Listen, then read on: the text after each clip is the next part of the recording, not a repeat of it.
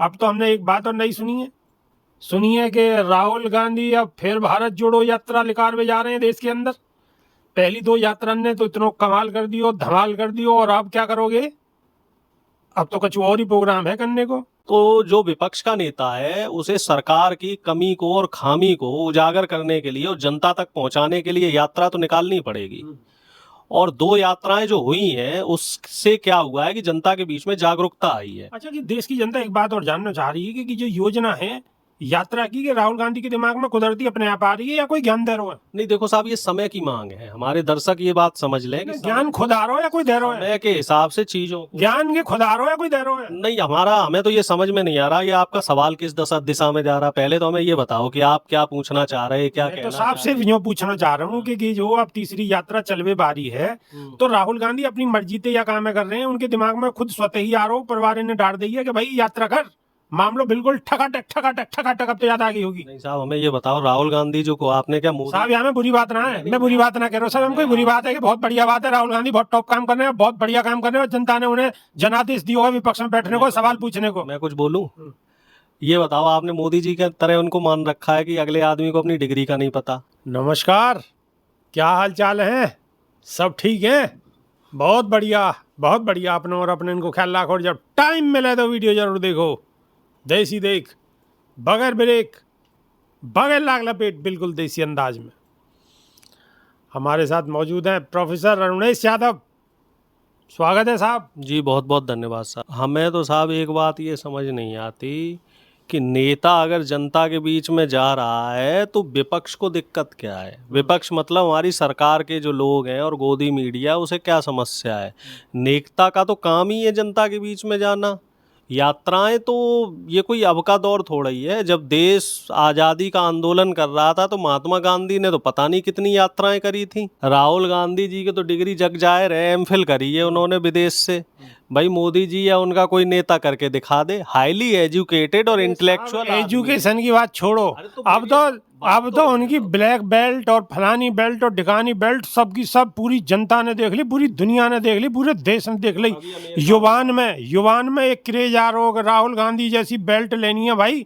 जो जो उन पे बेल्ट है ना, जो जो उन पे सर्टिफिकेट है, और जो जो उन्होंने कला सीख रखी है, माहौल बनना साहब देश में। कैसी बात कर रहे हो आप? देखो साहब, अब बात आप पूरी नहीं होने देते हो हमारी। अब मैं तारीफ करूं तो भी दिक्कत नहीं, तो बात तो पूरी होने दो। तारीफ करो चाहे बुराई करो, वो तो आपका एक स्वतंत्र विचार है और आप पूरे आज़ाद हैं। राहुल गांधी जी 8वीं बार फिर अमेरिका दौरे पे जा रहे हैं और कई तमाम जो अमेरिका की यूनिवर्सिटी है वहाँ छात्रों से 1 to 1 बात भी करेंगे और वहाँ जो बुद्धिजीवी लोग हैं उनसे भी बात करेंगे। मोदी जी की तरह नहीं है कि 1 वे कम्युनिकेशन होता है। मोदी जी जहाँ भी विदेश में जाते हैं वहाँ कोई प्रेस कॉन्फ्रेंस नहीं होती, यानी कि उनसे कोई सवाल नहीं कर सकता। और स्पेशली ये बात बोली जाती है कि कोई सवाल जवाब नहीं होगा, जो मोदी जी ने बोल दिया वही ब्रह्म वाक्य है। तो अब राहुल गांधी जी वाली बात रही कि साहब, एक तो जो ये मार्शल आर्ट का जो वीडियो आया है, इससे भी निश्चित तौर पे युवाओं के बीच में क्रेज बढ़ा है।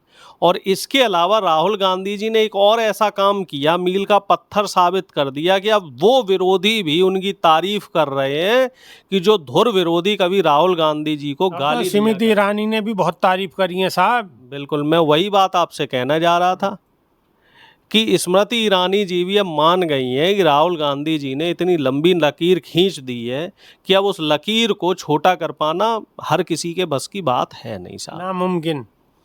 क्योंकि ऐसे देखो ना, नफरत का जो इलाज है वो मोहब्बत ही है। हाँ, नफरत के बाजार में मोहब्बत की दुकान भारी पड़ रही है अब साहब। 10 साल स्मृति ईरानी जी ने इतनी राहुल जी के लिए नफरत बोई है और उसको राहुल गांधी जी ने मोहब्बत से काटा। जब उनका बंगला खाली हो रहा था तो राहुल गांधी जी ने साफ बोला कि स्मृति जी को या बीजेपी के किसी भी ऐसे नेता को आप ट्रोल नहीं करेंगे, हमें सबका सम्मान करना चाहिए। तो स्मृति जी भी अब सोचने पे विवश हुई हैं। उन्हें भी कहीं ना कहीं ऐसे लग रहा था मैं हार गई हूँ तो हो सकता है मेरा अपमान। कंगना रनौत के नहीं अभी राहुल जी का जो कहलवा दो। कंगना रनौत बड़ी खिलाफत कर रही हैं राहुल गांधी की, बल्कि पूरे देश में वाहवाही है रही है, और कंगना रनौत कह रही है कि चुना बेकार। अब जिस व्यक्ति का बौद्धिक स्तर ही वो ना हो तो उसके लिए क्या कहा जाए। आप बौद्धिक स्तर ऐसे समझिए, वो कह रही हैं कि 2014 के बाद जो है साहब आपका देश आज़ाद हुआ। पहले प्रधानमंत्री जी सुभाष चंद्र बोस हैं और इसके अलावा उन्हें ये भी नहीं पता कि पहला दलित राष्ट्रपति देश में कौन है। KR नारायणन जी थे और वो रामनाथ कोविंद जी का भी नाम नहीं ले पा रही, उनको बोल रही हैं राम कोविड, मतलब एक दलित राष्ट्रपति का अपमान कर रही हैं। और मैं तो धन्य देता हूं बीजेपी को कि वो ऐसे नादान सांसद को झेल रहे हैं, और धन्य है मंडी की जनता, अपना माथा जरूर पीट रही होगी कि जनरल नॉलेज जो है इस सांसद का जीरो है। उनको यही नहीं पता है कि राहुल गांधी जी किस काबिलियत से विपक्ष के नेता बने हुए हैं।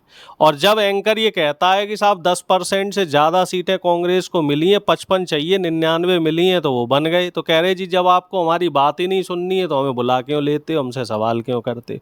तो बौद्धिक स्तर कंगना का जीरो है, शून्य है। और ऐसे नेताओं के खिलाफ बोलना या ऐसे नेताओं के लिए बोलना यानी हो गया उनको तवज्जो देना।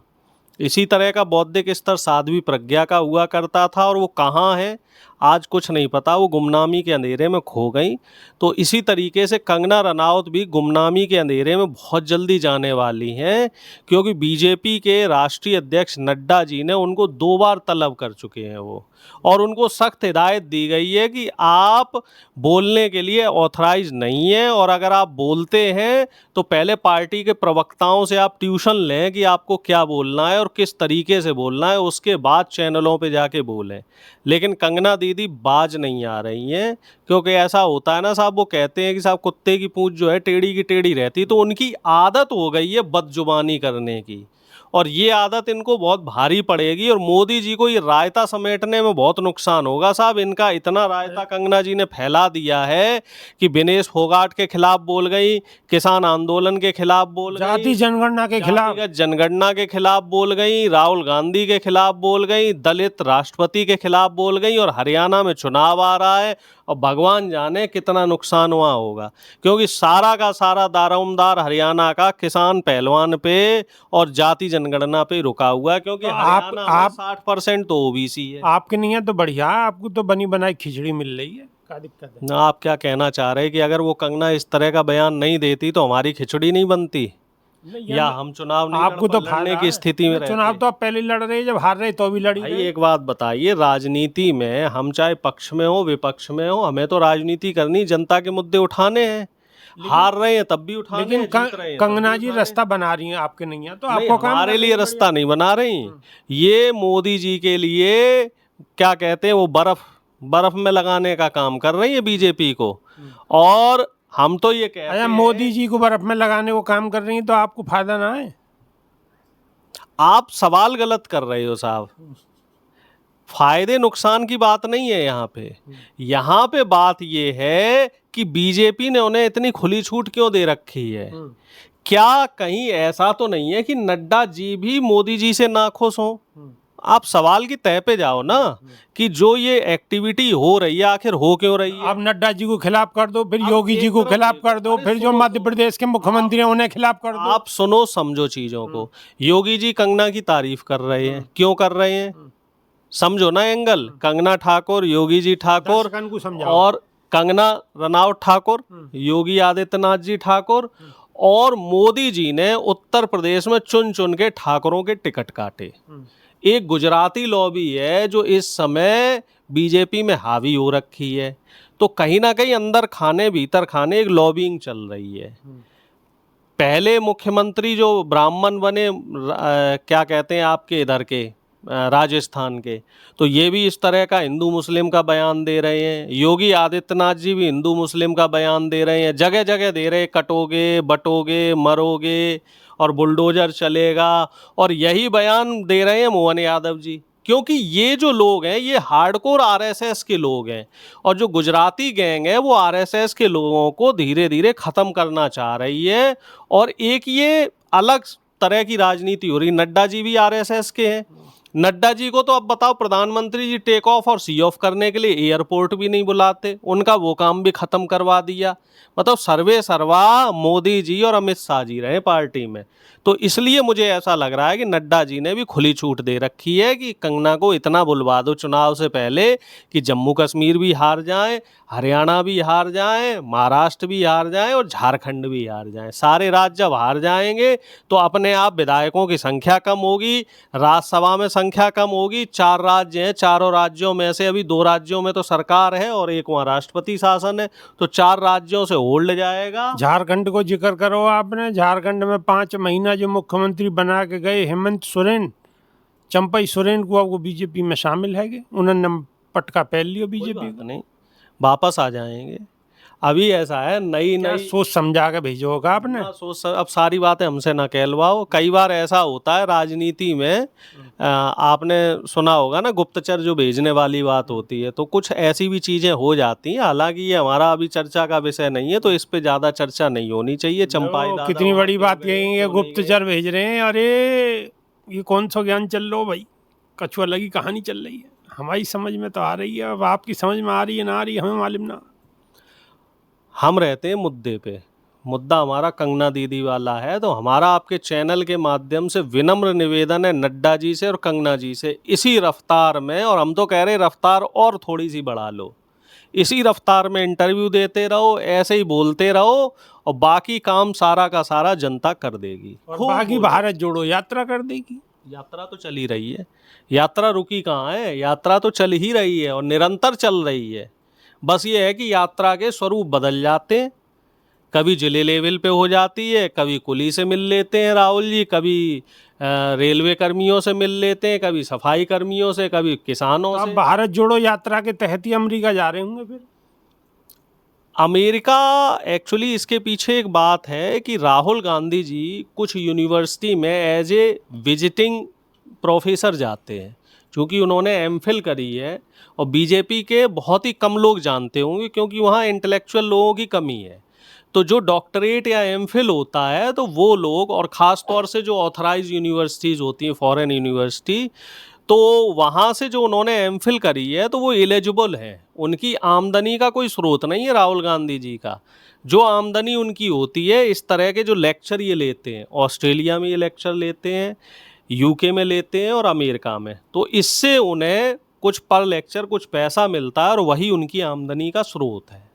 तो इस वजह से वो हर साल जो है कुछ समय के लिए 2 दिन 4 दिन के लिए वहाँ जाके लेक्चर लेते हैं। मिली ना ज्ञान की बात। राहुल गांधी काहे को जाए वहाँ, हैं नौकरी कर रहे हैं, एक तरीके से कह लो जी, नौकरी करते हैं। उन्हें पैसा की जरूरत है। आज तक तो गलत फहमी में हो गए आप सब लोग कि राहुल गांधी बहुत पैसा वा रहे हैं, पर एक तरीका से पैसा ले रहे हैं। घर नहीं है, मैं दर्शकों को बताना चाह रहा हूँ, गांधी परिवार के पास अपना खुद का घर नहीं है, क्योंकि जो प्रॉपर्टी गांधी परिवार के पास थी वो नेहरू जी ने दान कर दी, फिर रही सही प्रॉपर्टी इंदिरा जी ने देश के लिए दान कर दी।